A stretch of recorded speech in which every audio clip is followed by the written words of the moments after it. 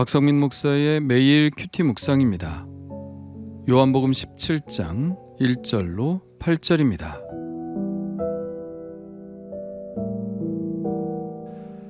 예수께서 이 말씀을 하시고 눈을 들어 하늘을 우러러 이르시되 아버지여 때가 이르렀사오니 아들을 영화롭게 하사 아들로 아버지를 영화롭게 하게 하옵소서. 아버지께서 아들에게 주신 모든 사람에게 영생을 주게 하시려고 만민을 다스리는 권세를 아들에게 주셨음이로소이다. 영생은 곧 유일하신 참 하나님과 그가 보내신 자 예수 그리스도를 아는 것이니이다. 아버지께서 내게 하라고 주신 일을 내가 이루어 아버지를 이 세상에서 영화롭게 하였사오니 아버지여 창세전에 내가 아버지와 함께 가졌던 영화로서 지금도 아버지와 함께 나를 영화롭게 하옵소서. 세상 중에서 내게 주신 사람들에게 내가 아버지의 이름을 나타내었나이다. 그들은 아버지의 것이었는데 내게 주셨으며 그들은 아버지의 말씀을 지켰나이다. 지금 그들은 아버지께서 내게 주신 것이 다 아버지로부터 온 것인 줄 알았나이다. 나는 아버지께서 내게 주신 말씀들을 그들에게 주었사오며 그들은 이것을 받고 내가 아버지께로부터 나온 줄을 참으로 아오며 아버지께서 나를 보내신 줄도 믿었사옵나이다. 아멘. 17장은 예수님의 대제사장으로서의 기도 혹은 제자들을 위한 중보 기도라고 이름을 붙일 수 있습니다. 이 기도는 제자들을 위해 기도하신 것이었지만 단지 당시의 제자들을 위한 기도만은 아니었습니다. 20절에 이 기도의 대상자들에 대해서 언급하고 계시죠. 내가 비옵는 것은 이 사람들만 위함이 아니오 또 그들의 말로 말미암아 나를 믿는 사람들도 위함이니. 예수님의 기도의 대상자들은 지금의 제자들과 그들이 복음을 전함으로 예수님의 제자가 되는 사람들, 또 그들이 복음을 전할 때 믿은 사람들, 곧 그 이후에 오는 모든 예수를 믿는 사람들을 포함하고 있습니다. 바로 우리도 이 예수님의 중보 기도의 대상인 것이죠.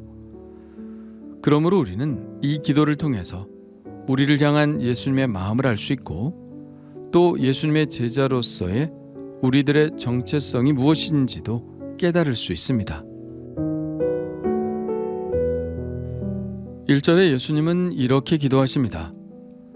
아버지여 때가 이르렀사오니 아들을 영화롭게 하사 아들로 아버지를 영화롭게 하게 하옵소서. 때가 이르렀다는 표현에서 이제는 정말 십자가의 죽음이 가까이 왔구나 하는 생각이 듭니다. 17장의 이 기도를 마치시면 곧바로 감람산으로 이동하시고 거기에서 예수님은 잡히시게 되죠. 그러나 예수님은 때가 이르렀다는 것을 비극적으로 표현하지 않으시고 아름다운 용어로 표현하십니다.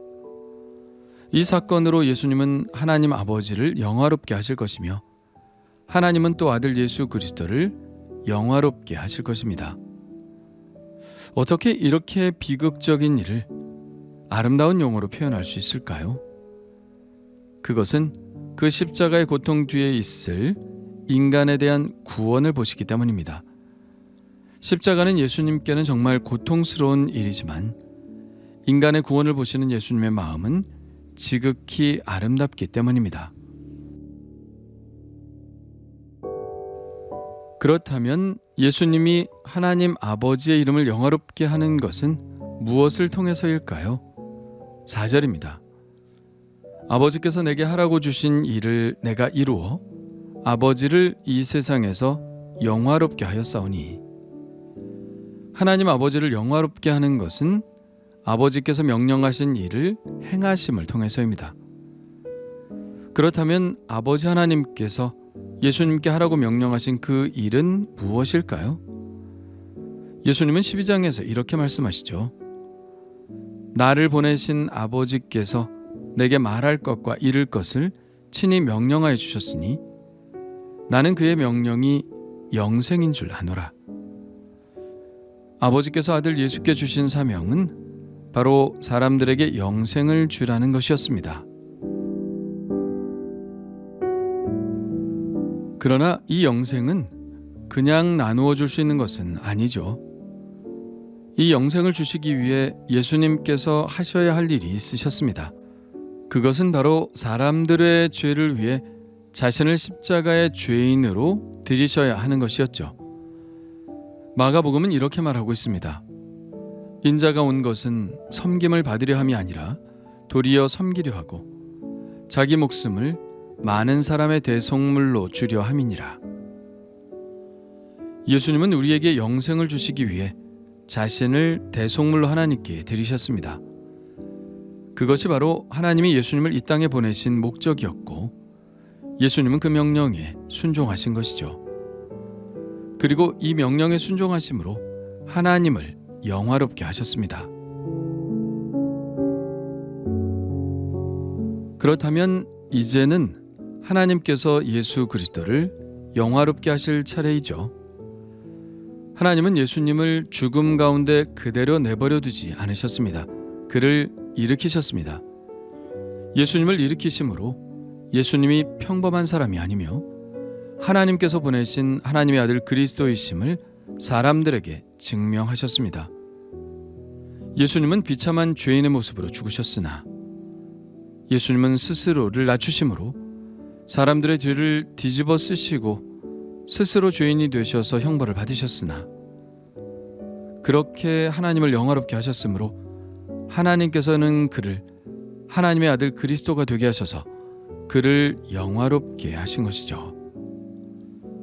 베드로가 성령을 받고 이렇게 설교한 것과 같습니다. 너희가 십자가에 못 박은 이 예수를 하나님이 주와 그리스도가 되게 하셨느니라. 오늘 말씀 5절에 예수님께서 하신 간구대로 된 것이죠. 아버지여, 창세전에 내가 아버지와 함께 가졌던 영화로서 지금도 아버지와 함께 나를 영화롭게 하옵소서. 하나님께서 예수님을 죽음 가운데서 일으키심으로 예수님은 이제 사람의 모습으로 오신 존재로서가 아니라 그 이전에 하나님과 함께 계셨던 그 신의 모습으로 온전히 회복되셨습니다. 요한복음 1장에서 선언한 바로 그 하나님의 모습이죠. 태초에 말씀이 계시니라. 이 말씀이 하나님과 함께 계셨으니 이 말씀은 곧 하나님이시라. 또한 빌립보서 2장에서 바울이 묘사한 바로 그 하나님의 모습입니다. 그는 근본 하나님의 본체시나 사람들과 같이 되셨고 곧 십자가에 죽으심이라. 이러므로 하나님이 그를 지극히 높여 모든 입으로 예수 그리스도를 주라 시인하여 하나님 아버지께 영광을 돌리게 하셨느니라.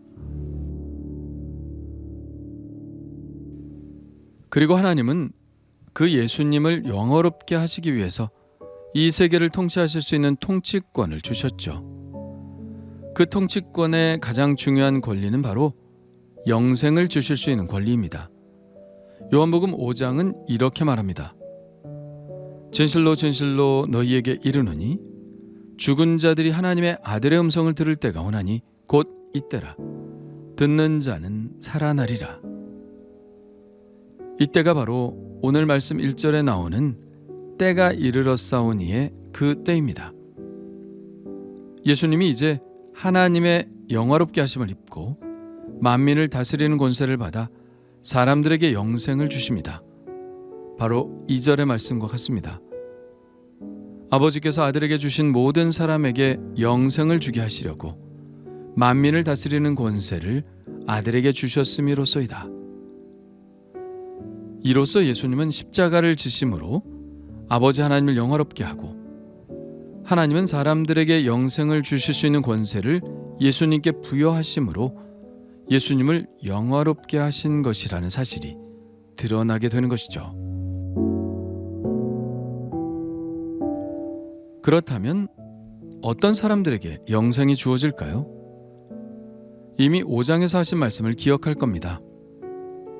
내가 진실로 진실로 너희에게 이르노니 내 말을 듣고 또 나 보내신 이를 믿는 자는 영생을 얻었고 심판에 이르지 아니하나니 사망에서 생명으로 옮겼느니라. 이 말씀을 기억하면서 오늘 8절의 말씀을 보면 우리는 보다 확실히 우리가 영생을 얻는 조건에 대해서 알 수 있을 겁니다. 나는 아버지께서 내게 주신 말씀들을 그들에게 주었사오며 그들은 이것을 받고 내가 아버지께로부터 나온 줄을 참으로 아오며 아버지께서 나를 보내신 줄도 믿었사옵나이다. 쉽게 말하면 복음을 듣고 복음을 받아들이는 것입니다. 그런데 그 복음의 내용이 무엇이냐면 예수님이 바로 우리에게 영생을 주시기 위해 보내신 하나님의 아들 그리스도라는 사실입니다. 이 사실을 믿을 때 예수님께서는 그에게 영생을 선물로 주시는 것이죠. 좀 더 구체적으로 이야기하자면 예수님께서 죄인인 나의 죄를 용서하시기 위해 나 대신 십자가 형벌을 받으셨다는 것을 믿는 것. 그렇게 내가 나의 죄를 해결할 수 없다는 사실을 인정하고 그 하나님의 사랑을 무조건적으로 받아들이는 것. 그것을 통해서 예수님의 대속의 은혜가 나에게로 흘러들어와 내가 모든 죄로부터 깨끗해지고 하나님과 교제할 수 있는 하나님의 자녀가 되었다는 것을 믿는 것입니다. 그럴 때 우리는 영생을 선물로 받게 되는 것이죠. 요한복음은 바로 이 목적을 위해 쓰여졌습니다. 오직 이것을 기록함은 너희로 예수께서 하나님의 아들 그리스도이심을 믿게 하려 함이요 또 너희로 믿고 그 이름을 힘입어 생명을 얻게 하려 함이니라. 우리가 예수를 믿을 때 영생을 선물로 받습니다. 비로소 그때부터 우리는 영생을 누리게 되는 것이죠. 오늘 예수님의 기도 속에서 그 영생이 무엇인지도 설명해 주십니다. 3절입니다. 영생은 곧 유일하신 참 하나님과 그가 보내신 자 예수 그리스도를 아는 것이니이다.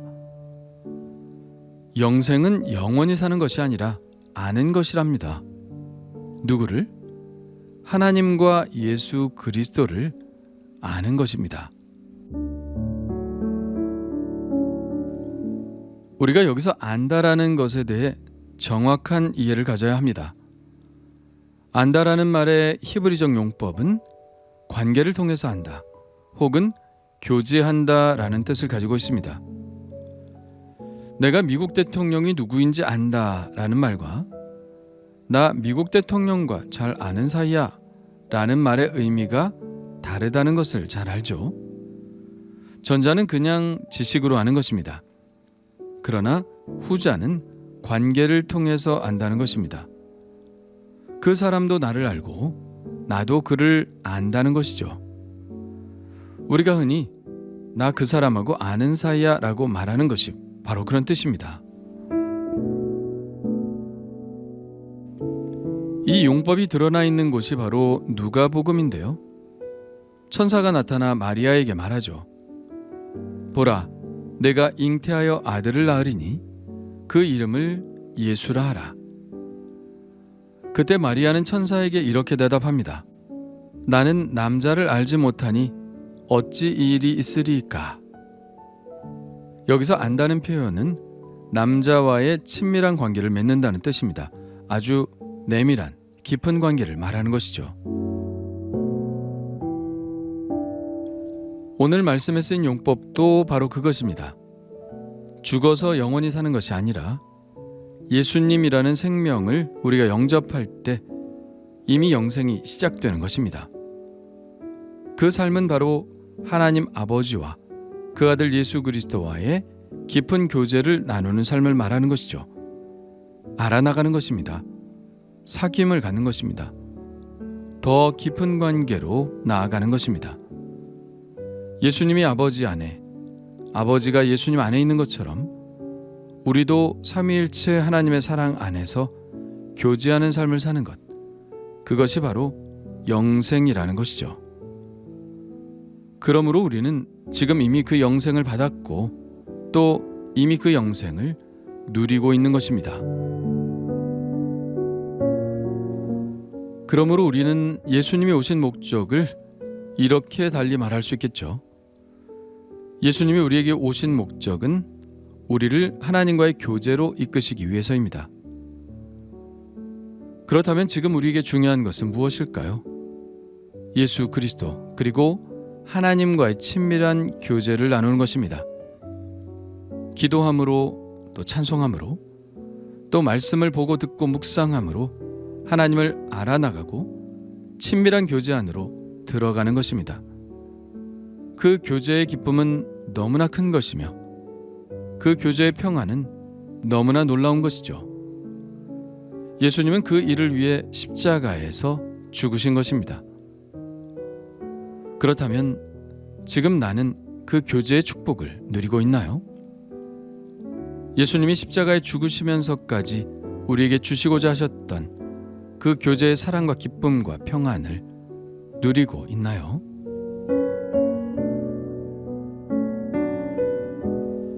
주님 감사합니다. 하나님과 교제하게 하시기 위해서 우리를 거룩하게 하시려고 십자가의 제물이 되신 하나님을 찬양합니다. 그 참혹한 십자가가 예수님의 영광이요 또 하나님의 영광이라니 참으로 놀랍습니다. 그러니 우리도 세상을 구원하기 위한 고난을 영광으로 여기게 하여 주옵소서. 주님의 제자답게 주님과 늘 교제하며 연단되어서 우리도 예수님처럼 이 세상의 구원을 위해 헌신하게 하옵소서. 오늘도 그 교제의 평안과 기쁨을 허락하여 주실 줄 믿사오며 예수님의 이름으로 기도합니다. 아멘.